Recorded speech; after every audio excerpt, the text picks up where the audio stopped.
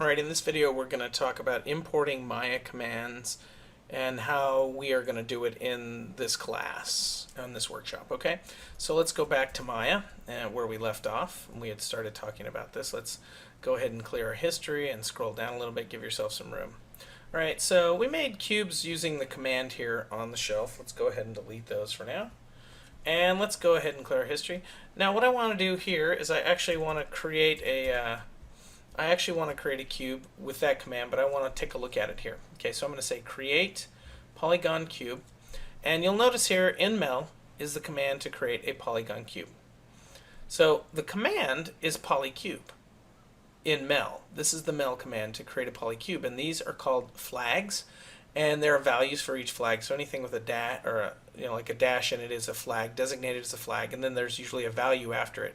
If there's no value after it, like usually it's implied that it's true or false. Okay, so if it exists and there's like just the flag, then that just means it's true. Otherwise, by default, it's false. That's Mel. So let's go ahead and talk about Mel a little bit more. Let's open up the help docs here for Python commands. Okay, and let's go and take a look at the. Sure, why not? Okay, close that. Ever since I installed this. Okay, so we'll do polycube. Okay, and as we open up the polycube command here, we'll see that you see that I've already connected it here. I want you to, before you look at anything, scroll all the way to the bottom, because what we have here are examples at the end of all these commands. So let's look about all this stuff later. But what I want you to see here is that the very first thing in all of these examples is import my commands as something or as commands, and this is called a qualifier. So what that really does is this allows you to import Maya commands and type less. So if I said import maya.cmds, and every time I typed a command I would have to type maya.cmds top poly cube like this. I would have to type that long stuff. This, after a while, if you're using Maya commands, that's 9 characters right there. That's a lot of characters. So coding is all about doing the least amount of work possible. So what we can do is we can say import this giant 9-character named module set here as something else. So I like to do MC, because if I'm going to go ahead and shorten it, I might as well just go to MC Maya commands, and that's pretty standard throughout the industry. You can see import Maya commands as MC. All the help docs have import Maya commands as just commands like this. So I don't see the point in having 4 characters going from 5 to 4. I'm sorry, 9 to 4. Might as well go from 9 to 2. Let me get rid of this here. Okay, so I like to do this. And when I import Maya commands as MC and I highlight MC, you can see here what I have is a whole module called Maya commands, and it actually gives you the location of this. We'll talk about this later because it's actually an interesting curiosity. But now I don't have to type this entire thing. I've aliased it to just MC, which means that this is actually the same as this. I'm cheating. So I can erase all this stuff here and just go MC. Okay? And you don't want to get a space there. And let's just go with like a default value here. So I'm just going to highlight this and go with all the defaults. Let's see what happened here. All right, cool. So with just the defaults, I got the same values as I got here. So that's pretty good.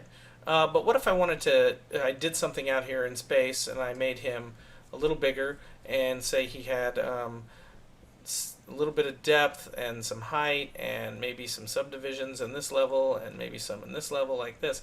Say I did something like this, right? And I wanted to take all of these values at creation time while I was there. So with the default values of just mc.polycube, I'm not going to get any of those values, right?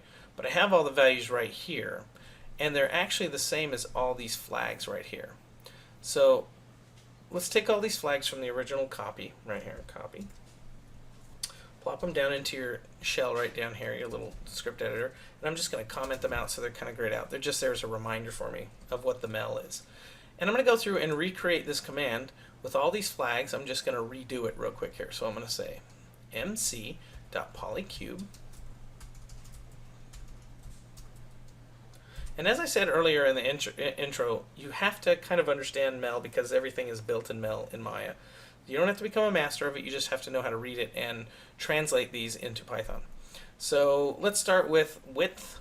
Okay, so whenever you want to convert a flag to a value here, usually if it's a single number, all you got to do is clip off this minus thing and add an equals. So this would become w equals 1, and then you separate all these as commas.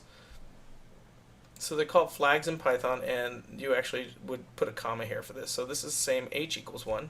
So let's say h equals 1, d equals 1, sx equals 1, sy equals 1, and right now I'm going with the default values, and I'll change them here in a minute. So sz equals 1, ax. Now here's an interesting one.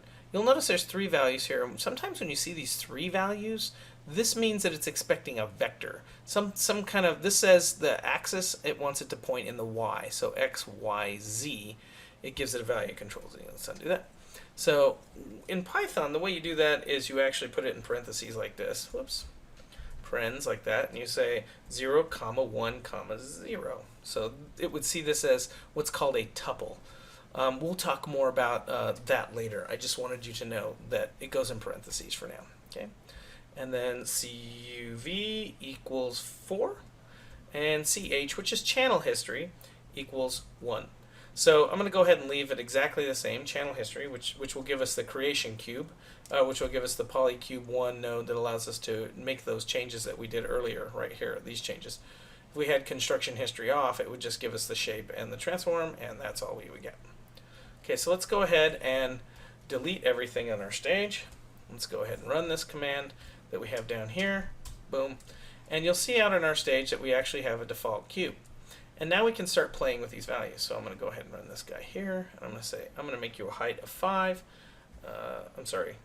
A width of 5, a height of 2, a depth of 0.5. Let's just make him really thin. Scale XYZ we'll leave as is, and we'll leave everything else. Let's just see what this gives us. So I highlight the line of code again. Oh, and we get kind of an interesting guy here. Now let's add some subdivisions.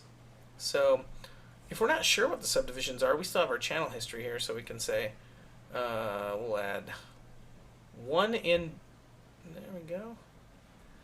And then we'll just see what we get here. So that's kind of nice right there. So you can see depth, height, and width. We can actually add these. So x, y, and z is kind of depth, height, and width. So we'll do 10, 6, and 2 just to see what happens. 10, 6, 2. Okay. And we'll just move this guy off to the side. And we'll run our command again. Control-Shift up arrow. Let's just see what ugliness occurs. Oh, beautiful. That's what we wanted. So you can see here, you can start creating these every time you create something in the scene. Now you can create whatever Maya creates. So if I said create a polygon sphere or a plane or a torus or a prism or a pyramid, yeah, let's see what the pyramid command is. So it's the poly pyramid, and it's got a bunch of interesting let's see here, a bunch of interesting arguments with it, like width, height, etc. And if you're not sure, you can actually look at the mel and go, oh, it's poly pyramid. That means it's exact same command over here. Poly pyramid.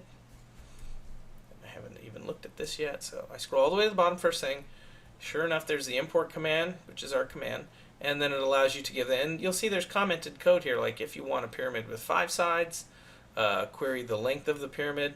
Now we're going to actually talk about something here right now before we actually talk about querying stuff here. Okay, so that's actually pretty cool. One thing I want to talk to you about right now is the different ways you'll see things imported. In some people's code, you'll sometimes see like import or something like this. You'll see the from command. The from command is exactly the same as the import command. It just brings things into the current namespace. Okay, so maya.cmds as, and sometimes you'll say, or from that import star. Now what that says is take every one of these Maya commands and put them in the namespace. So you're not putting them in the namespace that they're designated to be in, like Maya.commands.